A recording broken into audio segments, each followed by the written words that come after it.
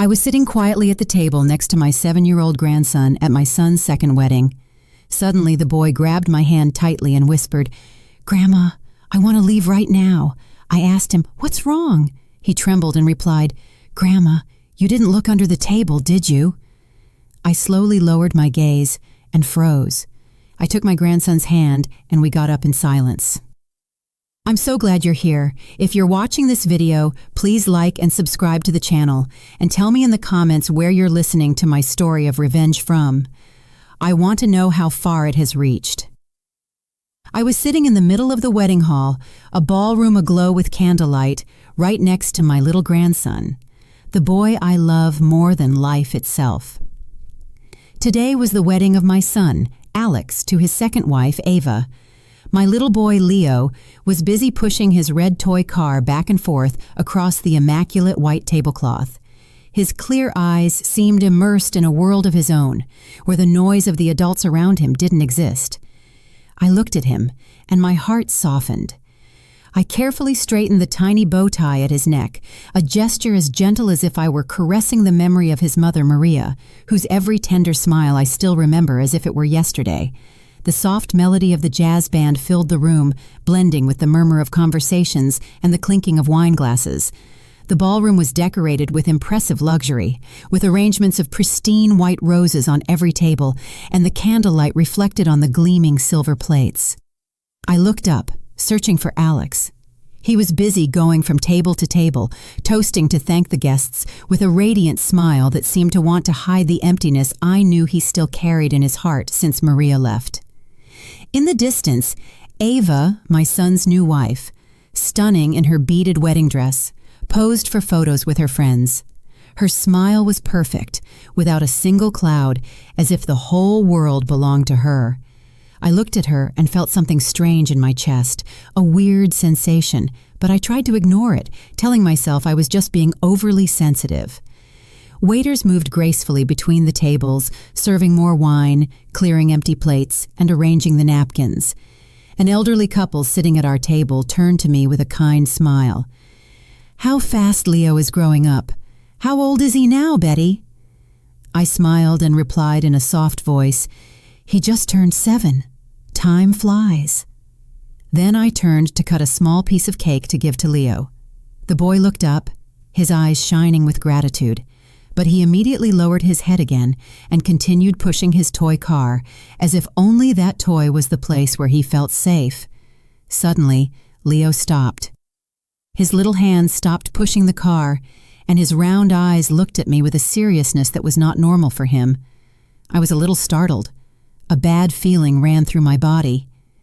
He grabbed my hand tightly. His little fingers were ice cold. In an urgent voice, he whispered, "Grandma, I want to leave right now." His voice trembled, as if he were holding back a fear he couldn't explain. My heart raced. I leaned over him and put a hand on his shoulder. "What's wrong, my boy? Tell me what it is." Leo shuddered, pressing his lips together, and then he whispered so softly that I had to lean my ear closer to hear him. "Grandma, you didn't look under the table, did you?" His words were like a cold knife that went through my chest. A terrible anguish began to grow inside me, making it hard to breathe. I tried to stay calm and stroked his hair, but his gaze, the panicked look of a boy of just 7, prevented me from ignoring it. "It's okay, my love. Let your grandma look," I said, trying to make my voice sound calm to soothe him, although I felt my own heart was pounding.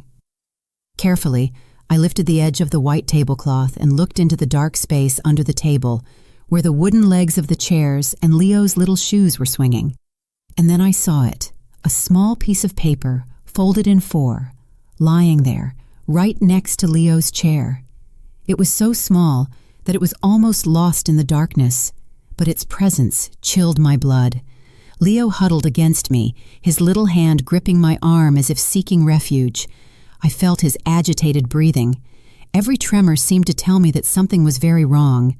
I crouched down completely, and with a trembling hand, I picked up the paper.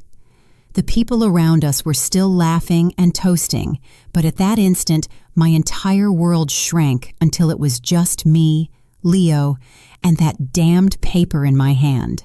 I unfolded it. The dim candlelight on the table was enough to read the scribbled words, "Table 8, add shrimp to the child's serving." A few words, but they were like a direct punch to my heart. I felt the blood turn to ice in my veins and the air get stuck in my chest. Leo is severely allergic to shrimp, something my whole family knows perfectly well. A single piece of shrimp would be enough to put his life in danger. Who could have written this? Who could be so cruel? Right on my son's wedding day. I squeezed Leo's hand, feeling his little fingers tremble in mine. I stood up abruptly, not caring about the surprised looks from the people around me. The elderly couple nearby stopped talking and looked at me with concern. I hugged Leo with all my strength, as if I feared he would vanish if I let him go. The laughter and music continued, but for me, everything had become a heavy, suffocating silence. Memories of other times flooded my mind, taking me out of that gleaming wedding hall and back to the years when our family was whole. I once thought my son's home would always be filled with laughter, but life, like a sudden gust of wind, extinguished that flame of happiness, leaving me with scars that would never heal. I remember Maria, my first daughter-in-law, like I remember the morning sunlight streaming through the window at dawn. Her smile was tender and warm.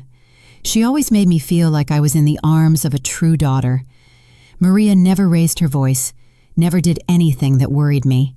She was one of those people who, just by looking at them, made you feel at peace.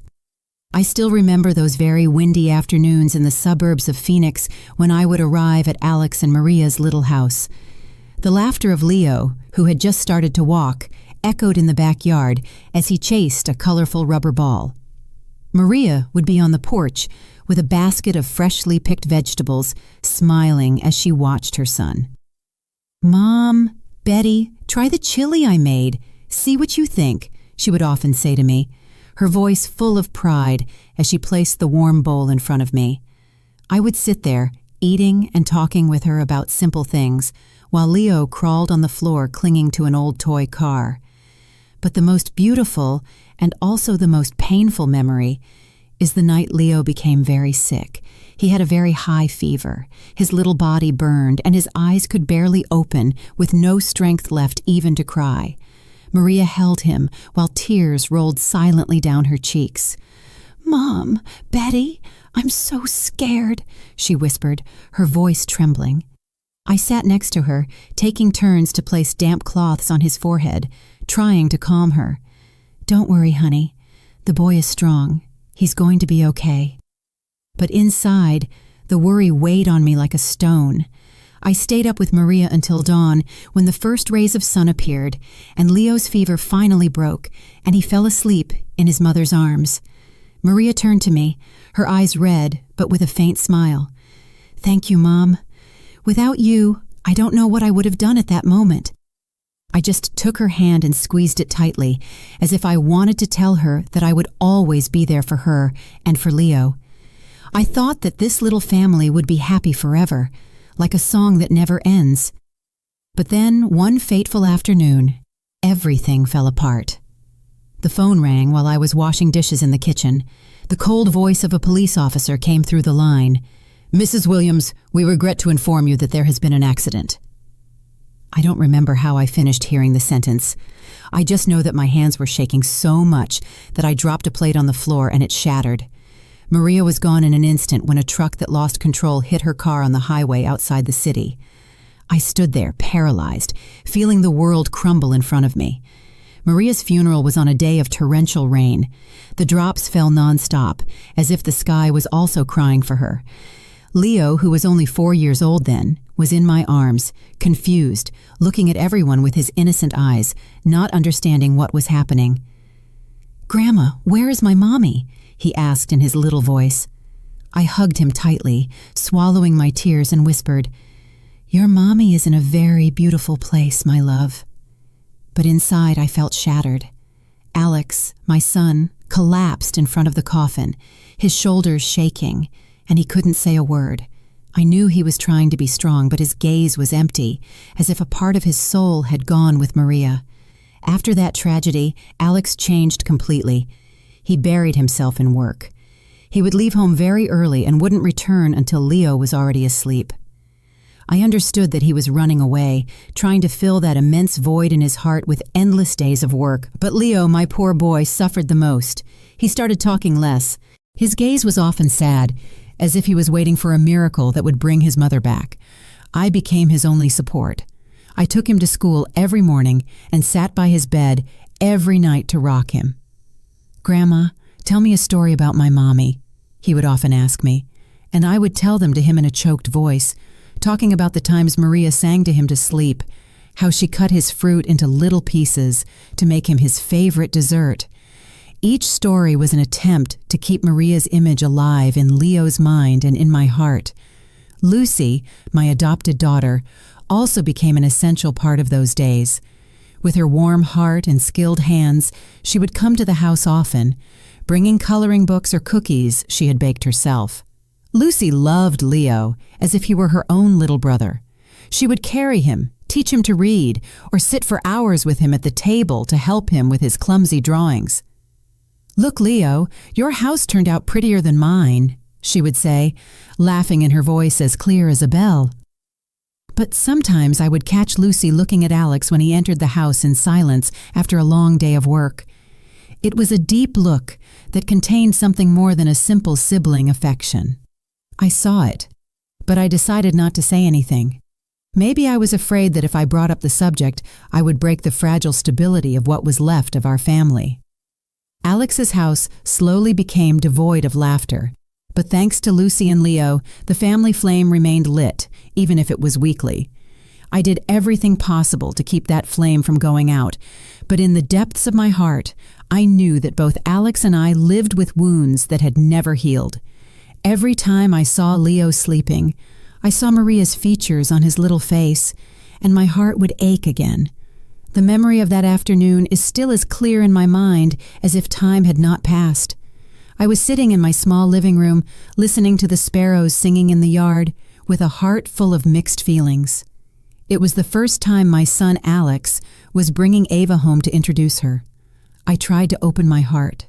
I tried to see this young woman through the eyes of a mother who wants her son to find happiness again after so much pain. But deep down, I couldn't shake a feeling of unease, like a cold wind that made me shiver. That afternoon, Alex arrived later than usual. I was in the kitchen preparing the tacos that Leo loves so much when I heard the door open. Alex came in with a strange glow on his face. His eyes lit up as they were in his youth, when he used to talk about Maria with a passion he couldn't hide. "Mom," he said in a choked voice, leaning against the doorframe, "I want you to meet someone." I stopped what I was doing and looked at him, feeling a bit of nervousness. "Someone special?" I asked, trying to keep my voice calm. Alex smiled, a smile I hadn't seen in a long time. "Yes, you're going to like her very much," he said, full of confidence. I nodded. I wiped my hands on my apron, trying to hide the worry that was starting to grow in me. After Maria, I wasn't sure anyone could fill the void she left, not only for Alex, but also for Leo and for me. That night, Ava appeared. She entered my house in an elegant light blue dress, her hair perfectly styled in waves that framed her face, and her lips painted a soft red that curved into a smile. That smile, I must admit, was charming, as if she had rehearsed it to please anyone. "It's a pleasure to meet you, Mrs. Williams," she said, in a sweet voice, bowing her head slightly. I returned her smile, invited her in, and served her a cup of hot, aromatic coffee. "Your house is so cozy," Ava said, as her eyes scanned the family photos hanging on the wall, where there was one of Maria hugging a very tiny Leo. I nodded and thanked her, but her eyes lingered on that photo longer than I would have liked, and I wasn't sure if I liked that. Dinner went on in an atmosphere that I tried to make as friendly as possible. I placed the dishes I had prepared all afternoon on the table: tacos wrapped in corn tortillas, a plate of enchiladas with red sauce, and a fresh salad with mango, Leo's favorite dish. Alex sat next to Ava, his eyes never leaving her. His happiness was visible in every gesture. "Mom, Ava works in marketing at my company. She's very good at what she does," he said, his voice full of pride. Ava smiled. She served me an enchilada with a delicate but calculated movement. "Mrs. Williams, this is delicious. You have to teach me how to make it," she said, giving me a friendly look. I smiled and responded politely, but a small part of me remained uneasy. There was something about the way she spoke, the way she laughed, that made me feel like I was watching a very well-staged play. Leo, my grandson, was sitting at the head of the table, strangely quiet. He, who normally wouldn't stop talking about school, that night just picked at his food without lifting his head once. I noticed that he was avoiding Ava's gaze, as if he was trying to hide in a safe corner. Ava leaned over, took a chocolate bar from her purse, and placed it in front of Leo with a radiant smile. "This is for you. It's very good, Leo," she said in a voice as sweet as if she were trying to win him over. But Leo remained still, his little hands gripping his silverware, and then he simply turned his face away without touching the chocolate. I saw a flash of fear in his eyes and felt as if my heart would shrink. Alex frowned, about to scold his son. "Leo, what's wrong with you? Ava is giving you some candy." I quickly intervened. "It's nothing. He's probably a little tired. Leave him be, son."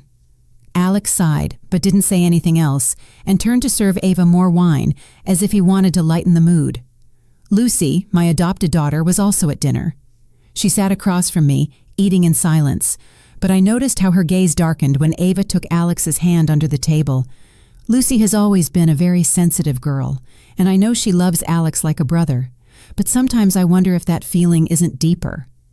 When Ava took Alex's hand, Lucy's hand stopped over her glass, and I saw her fingers tighten a little. She didn't say anything. She just lowered her head and continued eating. But that silence was heavier than any words. I wanted to ask her. I wanted to understand what was making her sad, but I knew it wasn't the right time. After dinner, Ava insisted on washing the dishes, even though I refused several times. "Mrs. Williams, let me. You rest," she said with overflowing enthusiasm. I reluctantly agreed and watched her go into the kitchen, roll up her sleeves, and hum a cheerful tune while she cleaned. I must admit that she did everything impeccably. The dishes were neatly stacked and the sink was sparkling. For a moment I thought, this girl seems very caring. But then, when I went out into the living room, I saw Leo sitting, coloring with his little hands clutching a crayon. Ava approached and sat down next to him, praising him. "You draw so well, Leo. What is it? Let me see." But Leo immediately let go of the pencil and leaned back with an expression of distrust, as if she were a threat.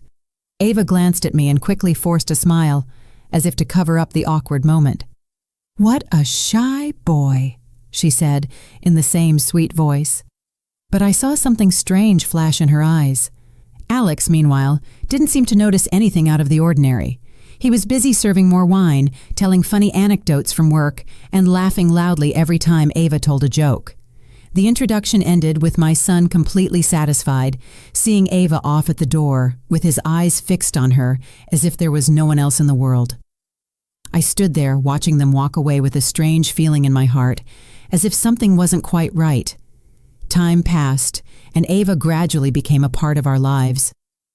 One weekend morning, with the bright California sun flooding the living room through the windows, I was knitting a scarf when Ava appeared, smiling from ear to ear. "Mrs. Williams, I want to take Leo to the park today. Is that okay?" she asked, her voice full of enthusiasm. I looked at Leo, who was on the floor, playing with his wooden blocks, his face expressionless. "Of course, I'm sure he'd love it," I replied, forcing a smile. Even though I felt a little doubt inside, Alex had gone to work, and I thought maybe a little fresh air would do Leo good. Ava took Leo's hand and led him toward the door while I watched them go with a strange heaviness in my heart. When they returned, Ava came in with a triumphant smile. "He had so much fun. He wouldn't stop going down the slide, and he even asked for another ice cream," she recounted, her voice full of excitement. But when I looked at Leo, I saw that his shirt was dirty, with some dried dirt stains on the blue fabric that I had ironed myself that morning. He was silent with his toy car in his hand, without saying a word about his outing. "Did you have fun, my boy?" I asked, crouching down to stroke his hair. He just nodded slightly, looking away. I wanted to ask him more, to know why he was so quiet, but Ava intervened with her always sweet voice. "I already told you, Mrs. Williams, he loved it." I nodded, but inside me, a small piece of the puzzle of doubt began to form. On another occasion, while Alex was at work, Ava showed up unannounced. I was in the kitchen preparing chili for lunch when I heard her talking to Leo in the living room. At first her voice was soft, but suddenly I heard a harsh phrase. "Stay still, Leo. Don't make a mess. You're a big boy now, but you still act like a baby." I stopped dead in my tracks, my hand still over the onion I was chopping, and a chill ran through my body. I came out of the kitchen, and instantly Ava changed her tone, becoming as sweet as if nothing had happened. "Our Leo is so clever. Look at the tall tower he built," she said, pointing to the wooden blocks the boy was playing with a radiant smile. But Leo just pressed his lips together and looked at me as if asking for help. I tried to smile and said, "Yes, he's very skilled." But inside, the unease was starting to grow like a small thorn digging into my heart. I tried to calm myself. Surely she's not used to children. Anyone is a bit clumsy at first. Leo's 7th birthday is a memory I will never forget. Lucy, my adopted daughter, spent all morning baking a chocolate cake, Leo's favorite. When she arrived with the cake and placed it on the table with its candles lit, Leo shouted with joy. His eyes lit up for the first time in months.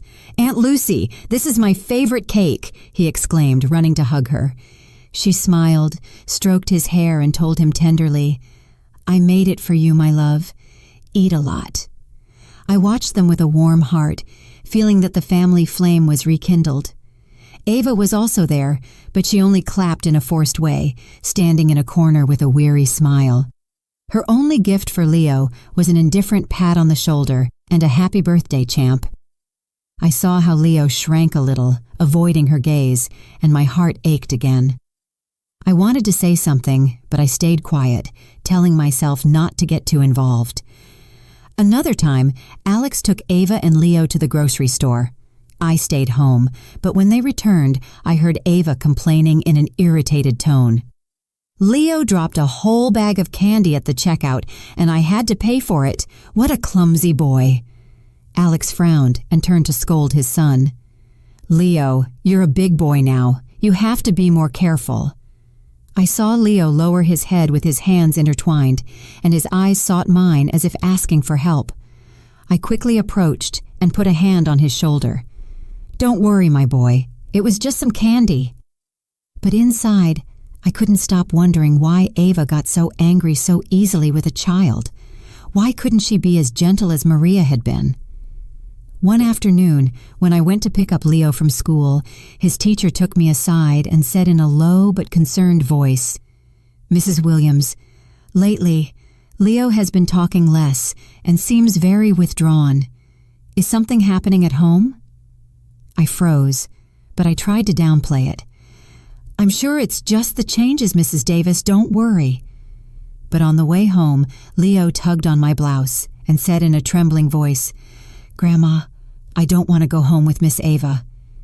I stopped and knelt down to look into his clear eyes, my heart feeling squeezed. "Why do you say that, my love?" "Miss Ava loves you," I said, but as soon as I said it, I knew I was wrong. Leo shook his head, with firm determination in his gaze. "No, Grandma, she doesn't love me." I stroked his hair, trying to calm him, but inside, I couldn't deny that the boy was telling the truth. Lucy, who was nearby, had heard everything.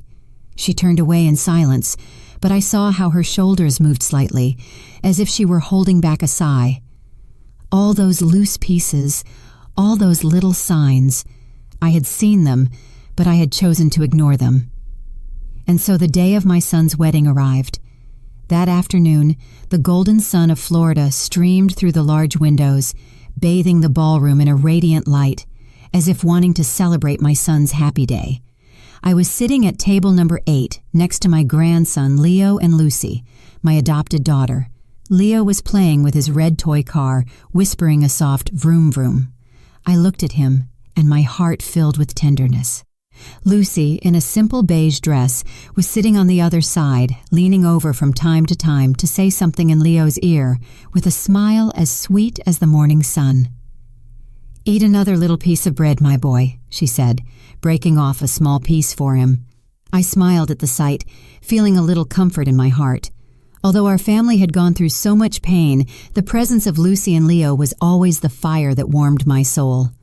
Alex, my son, dressed in an elegant navy blue suit, was walking between the tables, toasting with relatives. His face was overflowing with happiness. His radiant smile seemed to want to erase the dark years that followed Maria's death. I looked at him, feeling a mix of pride and sadness. I wanted to believe that he had found a new happiness, that Ava, the dazzling bride in her beaded wedding dress, would give him a new home. But every time my gaze met Ava's, who was laughing loudly in front of the cameras, never letting go of her wine glass, I felt a small thorn digging into my heart. Her smile was too perfect, like a carefully placed mask. The soft melody of the jazz band played, blending with the lively conversations of the guests. The waiters moved discreetly, serving appetizers, crispy crackers, an aromatic cheese dip, and plates of fresh shrimp elegantly decorated. I noticed that Leo only took a cracker and then carefully pushed the shrimp plate away. I frowned and asked him in a low voice, "Don't you like this, my love?" The boy shook his head, looking away as if he were hiding something. I wanted to ask him more, but a close relative interrupted, saying cheerfully, "And Leo is behaving well, Betty? Look how big he's gotten." I smiled and replied, "He's a smart little man now." But inside, I couldn't help but worry. Leo had never refused food in such a strange way. In the distance, I saw Ava's gaze turn to our table. The smile on her lips seemed to tighten for a second, just enough for no one to notice, before she turned to continue toasting with another guest. I tried to dismiss my uneasiness, telling myself I was overthinking, but then everything changed in an instant. Leo, who was still playing with his toy car, pushed it too hard, and the toy rolled onto the floor. The boy quickly crouched down to pick it up, but I saw him freeze, his eyes wide, fixed on something under the table. I leaned over to ask him what was wrong, when Leo pulled out a small piece of paper, folded in four, with trembling hands and a pale face. He immediately clung to my hand and whispered urgently, "Grandma, let's go, please. Let's go now." My heart started pounding, as if it wanted to jump out of my chest. "What's wrong, my boy?" I asked, trying to stay calm, but Leo's panicked look prevented me from doing so. Trembling, he repeated that question that chilled my blood. "You didn't look under the table, did you?" His words were like a cold knife that paralyzed me. I crouched down, lifted the white tablecloth, and my eyes scanned the dark space under the table.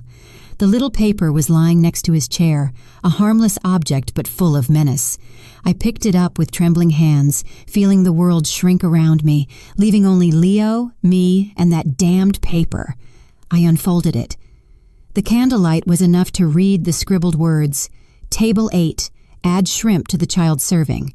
A few words, but they were like an electric shock that ran through my entire body. I subconsciously crumpled the paper in my hand. The music, the laughter, everything around me seemed to sink into an abyss from which I couldn't escape. Ava, in her dazzling wedding dress, continued to laugh in a corner of the ballroom, raising her glass to toast with a guest, as if nothing in the world could worry her. Alex was busy taking photos with his co-workers, with a radiant smile that seemed to confirm that this was the happiest day of his life.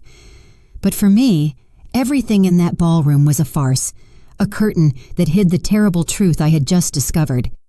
I squeezed the paper tightly, feeling it burn my skin. Leo, the grandson I loved more than my own life, had almost become the victim of an evil plot, right on his father's wedding day. I turned to Lucy, my adopted daughter, who was sitting next to Leo. Her eyes were filled with concern when she saw my expression.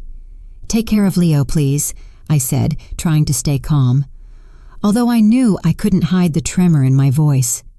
Lucy nodded, pulling Leo closer to her and hugging him tightly like a protective shield. "Where are you going?" she asked me in a low voice, but full of anguish. I just shook my head without answering because I didn't even know what I was going to do next. I quickly went out into the hallway, my legs heavy, as if they were carrying lead, but with my heart pounding, urging me to act.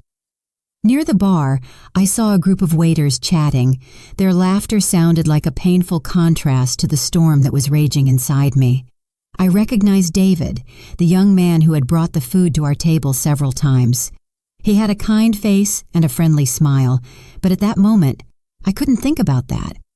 I walked straight up to him, put the paper in his face, and asked in a firm voice, "Do you know who sent this paper?" David looked at the paper, and his face changed instantly. His carefree smile turned into an expression of panic. "My God, this is my paper," he stammered, his hands trembling as if he wanted to snatch it from me. "A woman gave it to me, and I accidentally dropped it when I was carrying the tray." His words were like a ray of light in the midst of confusion, but they also agitated me even more. "Who gave it to you?" I insisted, almost shouting, completely losing my composure. David took a step back, confused. "I don't know her name, ma'am. She just told me to give it to the chef. The paper didn't say who sent it." Rage exploded inside me like a burning fire. "All the more reason," I said, getting closer, my voice trembling with anger and fear. "You know my grandson is severely allergic to shrimp. A single piece could kill him." David turned pale, his eyes wide with horror, and shook his head frantically. "Ma'am, I really didn't know. I just followed the note. I had no idea about anything." His voice broke, as if he too was trapped in this nightmare. The other waiters began to whisper among themselves, looking at each other with curiosity and concern. I squeezed the paper in my hand, feeling it burn my skin. I wanted to scream. I wanted to break everything. But I knew I couldn't let my emotions get the better of me. Leo was waiting for me, and I had to protect him. From inside the ballroom, the MC's voice cheerfully announced that they should get ready for the main course. His voice was like a cruel reminder that time was running out, and if I hesitated, a deadly trap could be waiting for Leo. I took a deep breath, trying to control the trembling in my body. I knew I couldn't stay silent. If I didn't act right now, I would never forgive myself. I returned to the ballroom with the paper still in my hand, as irrefutable proof of a sinister plan. The ballroom was still flooded with candlelight, and the music of the jazz band mixed with the laughter of the guests. The waiters silently served the main courses, and the aroma of roasted meat and gravy filled the air. But for me, everything was a farce. I looked at Leo, huddled next to Lucy, his clear eyes, full of fear, fixed on me, as if I were his only refuge in the middle of the storm. I took Leo's little hand, feeling his trembling fingers in my palm, and then, as if driven by an invisible force, I stood up abruptly. My voice resonated clearly and firmly above the music and conversations. "One moment, please. Before we begin to eat, I have something to clarify." The whole ballroom fell silent, as if time had stopped. All eyes were on table 8, where I was standing with Leo by my side, and Lucy sitting with a spark of determination in her eyes. The clinking of glasses ceased, the murmurs died down, and I could only hear the pounding of my heart in my chest. I held up the paper. The words scribbled on it were an undeniable accusation. "Who wrote this paper, asking for shrimp to be added to the food of the child at table 8? I asked, my voice trembling with indignation, but forcing it to be clear and sharp. Whispers began to be heard, like small waves in a calm lake. Some guests looked at each other, shaking their heads, with looks of curiosity and confusion. I felt Leo's gaze fixed on me, as if he were begging me to do something to protect him. Alex ran from another table with a smile on his face that quickly turned to concern when he saw my expression. "Mom, what's going on?" he asked, completely bewildered. I didn't answer him immediately. I just put the paper on the table and pushed it towards him. "Read it yourself," I said in a harsh voice, although inside I was a mess. Alex took the paper. His eyes scanned the words, and I saw his face turn pale and his hands tremble slightly. "What does this mean?" he asked, stunned, looking at me and then at Leo, as if searching for a logical explanation. Ava, in her dazzling wedding dress, approached, frowning with a perfectly feigned surprise. "What is all this? Some kind of bad joke?" she said in a soft voice, but I noticed a flash of panic in her eyes. I looked at her directly in the eyes, my heart gripped by anger and fear. "My grandson is allergic to shrimp," I said, my voice trembling with indignation. "This is not a joke. This is an attempt at murder." My words fell like thunder, plunging the ballroom into a deathly silence. Some guests' mouths dropped open in astonishment, while others began to whisper, their eyes moving from me to Ava. Ava let out a forced laugh, a mask to maintain her composure. "Excuse me, Mrs. Williams, but there's no name on the paper. Are you going to believe a story that a child who found it made up?" she said with a mocking tone, trying to make me look like a paranoid old woman. Some guests began to comment doubtfully. "Maybe it's a misunderstanding. Who would do something like that at a wedding?" The blood boiled in my veins. Ava's audacity left me almost speechless. I wanted to scream. I wanted to tear off that wedding dress to reveal the truth. But I knew I had to remain calm. For Leo. For my family.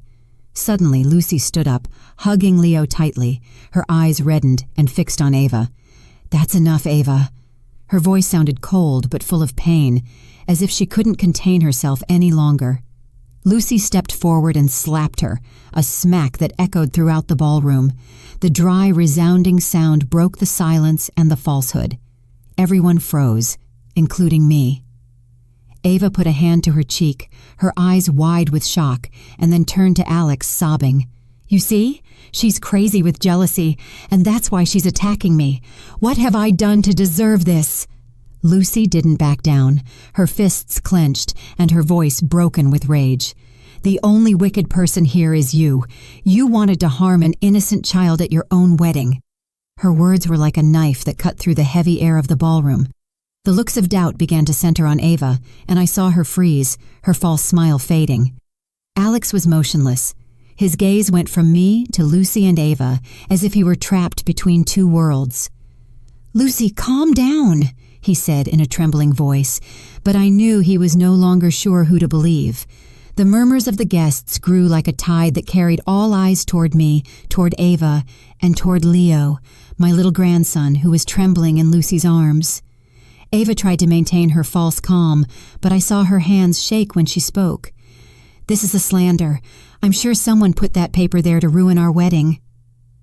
Her voice was sharp, but I noticed the panic in her eyes, as if her perfect mask was starting to crack. I couldn't stand her audacity anymore. The anger inside me exploded like a fire that consumed all my patience. I hit the table hard, making the glasses shake. "That's enough!" I shouted in a voice so cold that it silenced even the music of the jazz band. "David, come here." The young waiter, David, approached from a corner, his face pale with fear.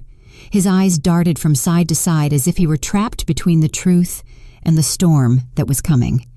I showed him the paper, my voice trembling but firm. "Confirm it.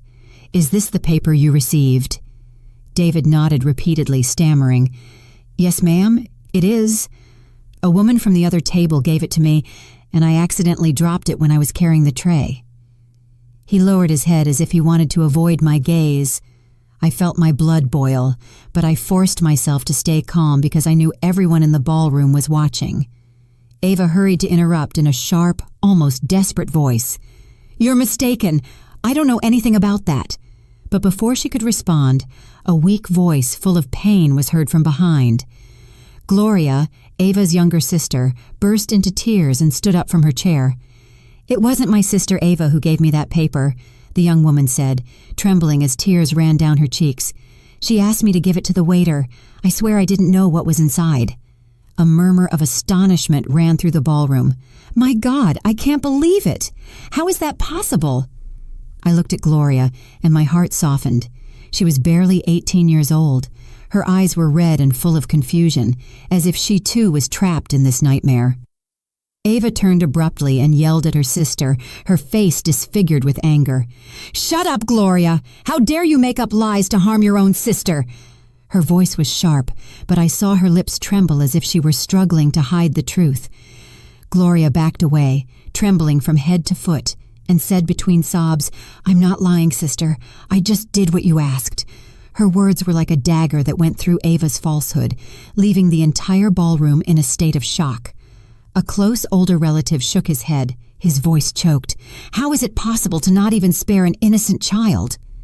In the midst of the chaos, Lucy stepped forward, hugging Leo tightly, and said in an icy voice, "If you keep denying it, we can ask to check the security cameras in the ballroom. Everything will be cleared up in a moment." Her words were like a stone thrown into a lake, causing waves of panic. Ava's face turned ashen. Her lips tightened, and her gaze desperately sought an escape. But there was no escape now. She didn't say another word, and that silence, for me, was the clearest confession of all. Alex froze, his hand trembling on Leo's shoulder, looking in horror at the woman he had just called his wife, Ava. His voice broke as if he were trying to cling to the hope that it was all a misunderstanding, but his gaze, moving from the paper to Leo, said it all. I saw how his heart broke, just like mine had when he discovered the plot. And Uncle stood up and shook his head, disgusted. "It's unbelievable, such wickedness on a day of celebration." His voice trembled as if he were holding back his indignation. After Lucy's challenge about the security cameras, a deadly silence took over the ballroom. Ava, the woman I once tried to accept as part of my family, stood there, her face pale and her lips pressed together, looking for one last excuse. But the truth was exposed, and she had nowhere left to run. Alex, my son, walked slowly toward her, his face tense and his eyes red, and asked her, "Ava, tell me the truth. Is it true?" His voice trembled as if he were begging for a glimmer of hope that it was all a mistake. But I knew that deep down, he also felt the painful truth. Ava took a step back, trying to force a twisted smile, but her eyes betrayed her panic. "You don't believe me?" she said in a broken voice, as if trying to cling to the last drop of Alex's trust. "It's all their plan. I didn't do anything." But her words sounded weak, like a wind about to die out before a storm. I looked at her, my heart heavy with indignation and pain. This woman I thought would bring my son happiness was now standing in front of me like a stranger, a danger I hadn't seen before. Lucy, my adopted daughter, put a hand on Alex's shoulder and said in a voice she was holding back with all her might, "Leo almost died because of this woman." Her words were as sharp as a knife. Ava yelled desperately, "Shut up! You're just a jealous intruder!" But Lucy didn't move. She was trembling with rage, but stood firm like a shield for Leo. "How dare you call me jealous?" Lucy responded in an icy voice. "Look this child in the eyes and tell me you didn't try to hurt him." Leo clung to me, his little hand squeezing mine, as if he feared being dragged into that nightmare. The guests began to stand up. The festive atmosphere had completely broken. A relative of our family, Mr. Johnson, hit the table with anger. "This is a disgrace. We can't let this go." Murmurs of support were heard like waves that grew and drowned Ava in everyone's looks of contempt. Alex, trapped between truth and love, cried out, his voice broken with pain and indignation. "Leo is my son. You tried to kill my son at our own wedding." His words were like a direct stab to Ava's heart, and I saw her burst into tears. But those tears, I knew, were not of repentance, but of being discovered. I placed the paper on the table and declared in a firm voice, "Anyone who tries to harm my grandson will never have the right to set foot in this family." My words resonated clear and unyielding, like a sentence. Ava looked up, her eyes full of fire, but I saw defeat in her gaze. She had lost not only to me, but to the truth. The hotel's security personnel approached, and in a polite but firm manner, asked Ava to leave the ballroom. "Ma'am, please come with us," one of them said in a cold voice. Ava backed away, looking for help, but no one sided with her. Many guests shook their heads, leaving their half-empty glasses and sighing with resignation. "Unbelievable," one whispered. "How can someone be so cruel?" Another said, horrified. Alex stood motionless, his hands on his head, as if trying to keep his world from collapsing. Then, as if he no longer had the strength to stand, he slowly knelt in front of Leo, his voice choked. "Son, forgive me. Forgive me, my boy, for not protecting you." I saw tears run down his cheeks, and I felt my heart break in two. I helped Alex get up, squeezing his shoulders, and said in a grave but confident voice, "Luckily, we stopped it in time. This false happiness has to end here and now." I looked at Ava, who was being escorted out amidst looks of contempt, and in my heart I knew that she never was and never would be a part of this family. In the days that followed that nightmare wedding, my family was caught in a silent whirlwind where wounds still bled and unanswered questions floated in the air. I felt as if I had just woken up from a nightmare in which I almost lost Leo, my grandson, whom I love more than life itself. The story of the failed wedding spread everywhere, from the small suburban streets to the conversations of distant relatives. The house phone wouldn't stop ringing. Some blamed Alex for blindly trusting Ava. Others sympathized with Leo, the innocent child who was almost the victim of an evil plot. But for me, every call was just a painful reminder of what we had gone through. Alex became withdrawn after what happened. He was no longer the radiant man in the navy blue suit from the wedding day. Instead, he would take Leo to and from school in silence every day, his gaze filled with pain and guilt. The name Ava, like a curse, was never mentioned in the house again. I looked at Alex with a pained heart, but I knew he needed time to heal, to find himself after being betrayed by the person he loved. I didn't blame him because I understand that love can get to people, but I also knew that our family had to rise from the ashes. I continued to care for Leo, as I had since Maria left. I cooked his favorite dishes, like cheesy pasta or a soft pudding, trying to give him back a sense of security. But who really healed Leo's soul? It wasn't me, but Lucy, my adopted daughter. Every morning she would carefully prepare his lunch for school, carefully choosing foods without shrimp or anything that could put him in danger. She would even write a little note for the teacher, explaining Leo's allergy, along with a smiling face drawn with a crayon, which he loved. "Aunt Lucy, you draw so well," Leo would exclaim when he opened his lunchbox, and I would see his eyes light up, as if a part of his innocence had returned. Every afternoon, Lucy would take Leo to the nearby park. I used to watch them from a distance, seeing how she taught him to fly a kite, showing him how to hold the string so it would fly high. Once Leo fell off the slide, and Lucy ran to him, picked him up, brushed the dust off his clothes, and whispered, "It's okay, my love.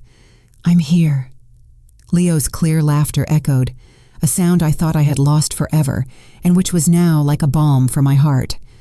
I looked at Lucy with infinite gratitude, because she was not only a sister to him, but also like a second mother, filling the void that Maria had left. One night, when Leo had a high fever, I saw Lucy spend the night by his side. She sat on a chair next to the bed, placing damp cloths on his forehead, while she quietly told him the story of a brave sparrow that flew through a storm. I stood at the door, watching in silence, and I realized that Alex's gaze followed Lucy for a long time. It was a complex look, full of gratitude and remorse, as if he was realizing something he had ignored for a long time. I didn't say anything.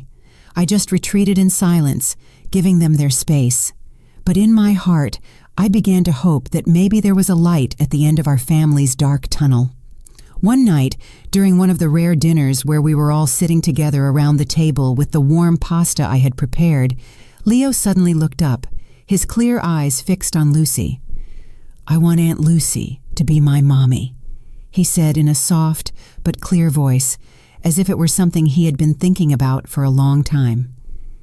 Everyone at the table fell silent. Lucy blushed and lowered her head, gripping the spoon as if to hide her embarrassment. Alex froze with teary eyes, as if Leo's words had touched a very deep chord in his heart. I smiled. I put my hand on Alex's shoulder and said in a warm voice, "True happiness, son, doesn't come from a dazzling wedding dress, but from a sincere heart that knows how to love." Alex looked at me, then at Lucy, and I saw a small spark of hope shine in his eyes. Time passed, and Ava disappeared completely from our lives, like a toxic wind that had gone. Leo became a happy boy again, always stuck to Lucy, with his red toy car and the drawing she made for him. I saw him running and playing in the yard, feeling a great relief, but also a pang of pain, thinking about everything he had to go through. One day, Alex took Lucy's hand. He suddenly stood in front of me in the living room and said in a trembling but firm voice, "Mom, I know I made a mistake. I was blind. I put Leo in danger, but this time I don't want to let go of the person who has truly been by our family's side." Lucy lowered her head with flushed cheeks, but I saw a radiant smile on her lips. I nodded as tears silently rolled down my cheeks. "Son, the only thing I want is for you and Leo to be happy," I said in a choked voice. That night, after Leo fell asleep, I sat by the window, watching the silver moon that stretched over the quiet street. Its soft light was like a reminder that, although our family had gone through dark days, light always finds a way to break through. I whispered to myself, family isn't always made of blood ties. Sometimes it's chosen with love and courage. After that grim wedding, a new chapter full of light had truly begun for my family. I looked toward the yard where the kite that Lucy and Leo had flown the day before was still there, and I knew that although the old wounds might never fully heal, we would continue on together with love and strength as our support. After going through all this, I understood something very important, that in life there are losses that cannot be replaced, betrayals that break the heart, but sincere love will always be the light that illuminates the way. Family is not only built with blood ties, but also with choices, with the courage to protect each other from darkness and danger. It is sacrifice and true affection that brings lasting happiness, not false appearances. I want everyone to remember to listen. You have to let your heart guide you because sometimes a small gesture of attention can save a life. And it is kindness that gets us out of nights that seem to have no end. The story you have just heard has been modified in names and places to protect the identity of the people involved. We do not tell this to judge, but with the hope that someone will listen and stop to reflect. How many mothers are suffering in silence inside their own homes? I truly wonder. If you were in my place, what would you have done? Would you have chosen silence to maintain peace? Or would you have dared to face everything to reclaim your own voice? I would like to know your opinion because every story can become a candle that lights the way for others. God always blesses us, and I am sure that courage will lead us to better days. Meanwhile, on the final screen, I will leave you 2 of the channel's favorite stories. I am sure you will be surprised. Thank you for staying with me until this moment.